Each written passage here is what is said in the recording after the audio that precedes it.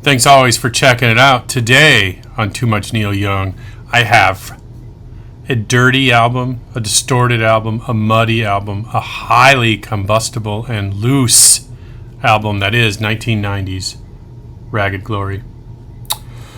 Play it loud. So this is damn near perfect or perfect. There's a lot of songs on here that don't end. There's plenty of time to stretch out over the course of this album. I call it an instant classic.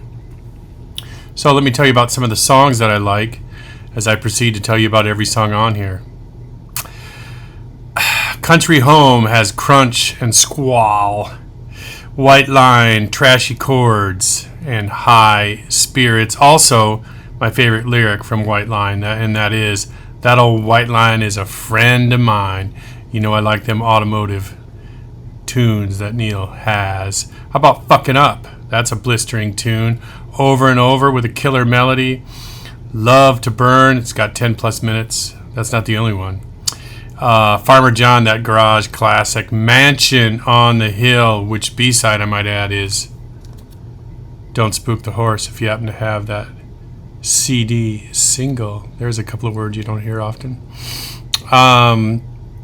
What about Days That Used to Be? Has a familiar melody.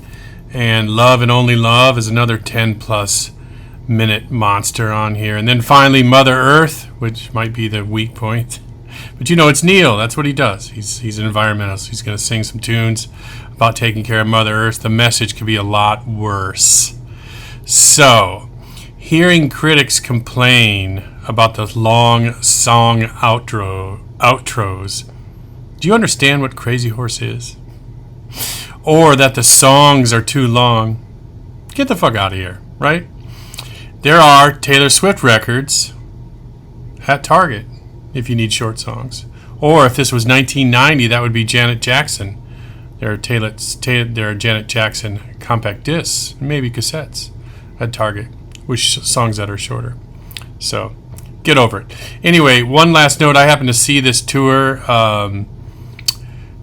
Neil had Sonic Youth and Social Distortion opening, which went over like a lead balloon. And earplugs were required. There was lots of bleeding eardrums that night. For people who thought they were going to see Crosby, Stills, and Nash and Young, they were in for a little surprise. Anyway, I have one really well-written note before I get out of here. I didn't write this, and I'm trying to find the author to give them credit. If it happens to be you, please let me know.